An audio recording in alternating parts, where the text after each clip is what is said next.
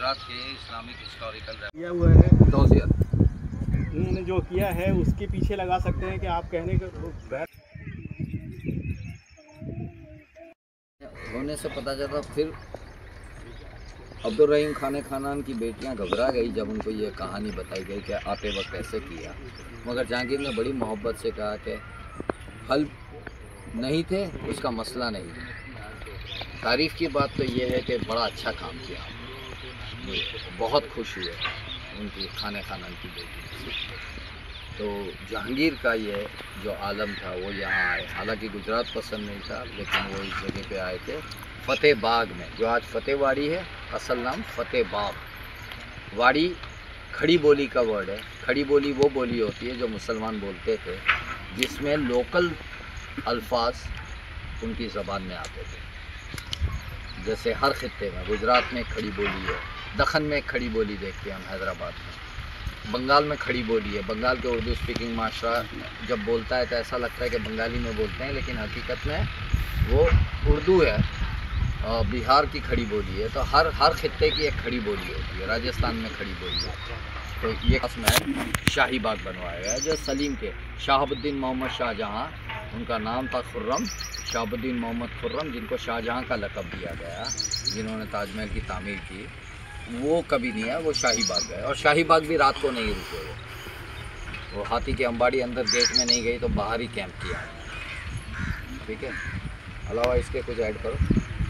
बस कुछ इमरान भाई आपको कुछ ऐड करना है? इलाके में जो किताबों में दर्ज हुई है, करीबन 50 एकड़ का ये माली जो बाग है 50 एकड़ का हुआ करता था, यानी बहुत बड़ी तादाद में। और जैसा कि बताया कि जहांगीर के ज़माने में जो कागज़ के फूल वगैरह लगाए गए, करीबन 400 लोगों को बाकायदा ड्यूटी दी गई कि वो अर्जेंट बेस पर ये सब काम करें, जिससे वो जहांगीर बहुत खुश हुए। तो आप 50 एकड़ में 3 जगह पर बाउंड्रीज हुआ करती थी, 3 साइड, और ये नदी का साइड थी वो ओपन हुआ करती थी। अब आज वो वॉल नहीं रही और खूबसूरत बाग नहीं रहे, बहुत सारे जो फ्रूट्स के बाग और बहुत सारे जो पेड़ हुआ करते थे सब कुछ वीरान हो गया है। तो मराठाओं के दौर में 1707 में जब मराठों का दौर हुआ, यानी कि अब्दुल रहीम खानान के बाद जो यहाँ भी सूबेदार गुजरात के हुआ करते थे, जो अपॉइंट होते थे, वो सबने इस महल का इस्तेमाल किया है रहने के तौर पर उसमें। लेकिन जैसे ही मराठों का दौर शुरू हुआ, वहाँ से इस बाग की और एक गार्डन की बर्बादी शुरू हुई, जिसका कोई रखे संभालने वाला नहीं था, और धीरे धीरे ये बाग उजड़ गया। ना आज को इसकी दीवार नज़र आती है, ना कुछ।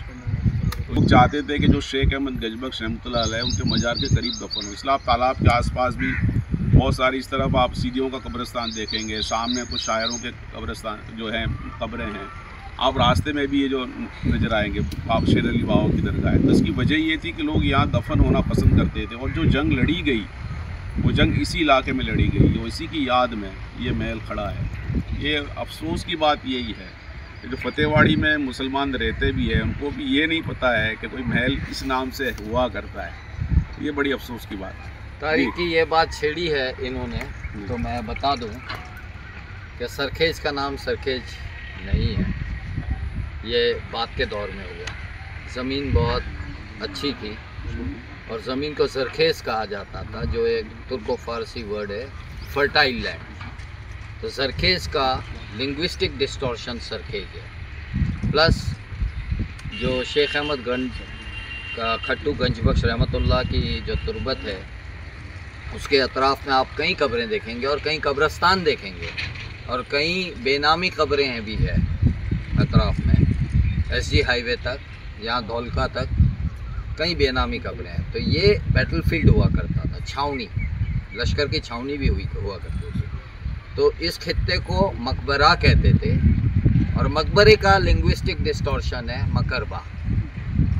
तो सरखेज का लिंग्विस्टिक डिस्टॉर्शन है सरखेज। इन्होंने बात छेड़ी इसलिए मैं ऐड कर रहा हूँ, ये ज़रूरी नहीं था ये ऐड करना। खैर, सांझी विरासत की जानिब से आप सबका खैर मकदम है। आइए इस इंफॉर्मेशन को आप भी शेयर कीजिए अपने अपने मीडिया के जानिब से, और इस खूबसूरत महल का वक्त ज़ाया करने से जब सीना चढ़े तब एक आदमी एक, और सांझी विरासत एक अलग से ऑर्गेनाइजेशन है जिसका किसी कोई और ऑर्गेनाइजेशन से कोई लेना देना नहीं है, ये इंडिपेंडेंट है। और ये हेरिटेज, ये जो हेरिटेज विरासतें हैं उसी पर कंसंट्रेशन करते हैं।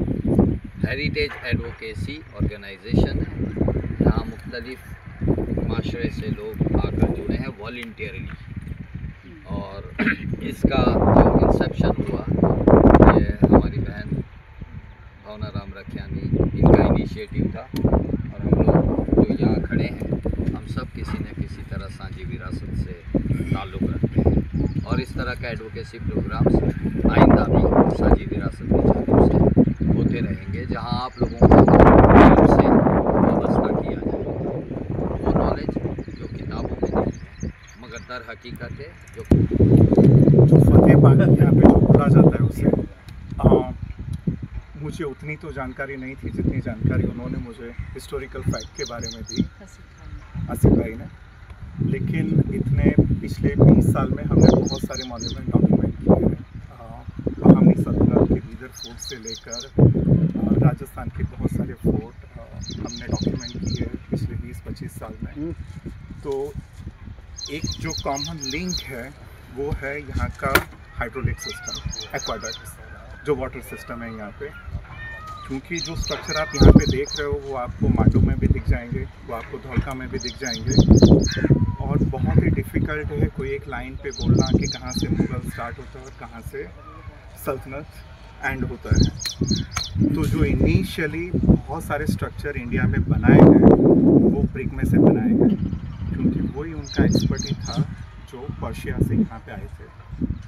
और वहाँ के ब्रिक के स्ट्रक्चर बहुत ही उनका अच्छा एक कमांड रहा है उनके ऊपर। अलग अलग आर्किटेक्चर जिसे स्क्वीज बोला जाता है यहाँ पे, करेक्ट। एक स्क्वायर से एक डोम कैसे ऊपर बनाया जाता है, एक बड़ा सा स्पान कैसे अचीव किया जाता है डोम को यूज़ करके, वॉल को यूज़ करके।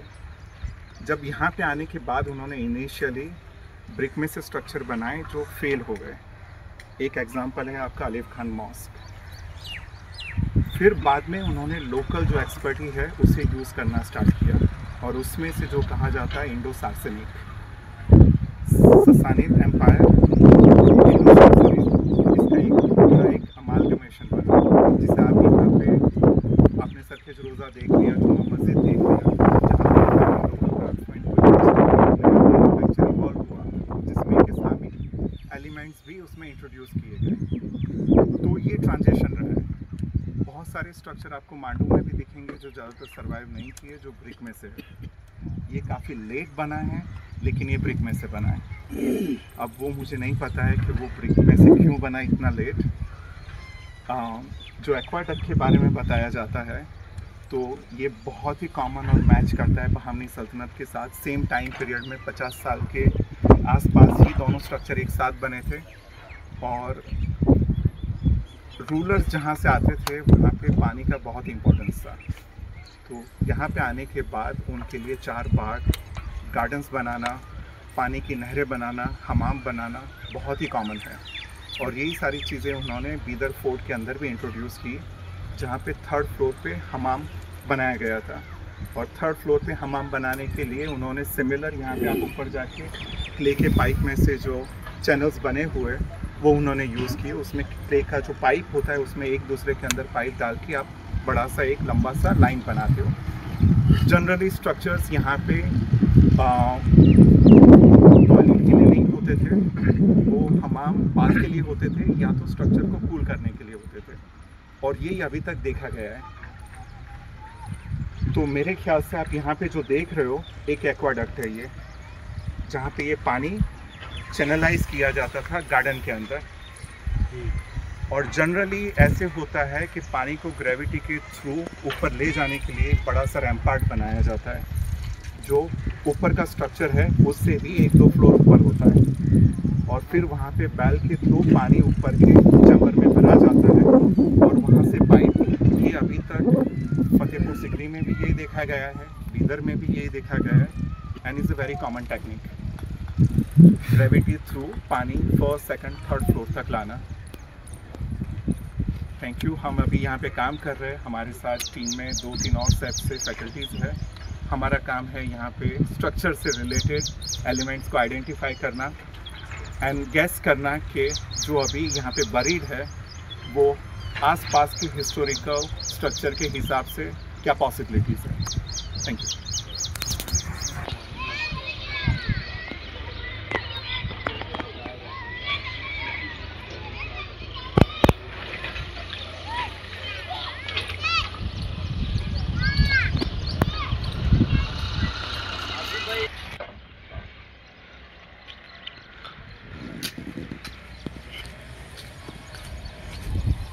ये गेट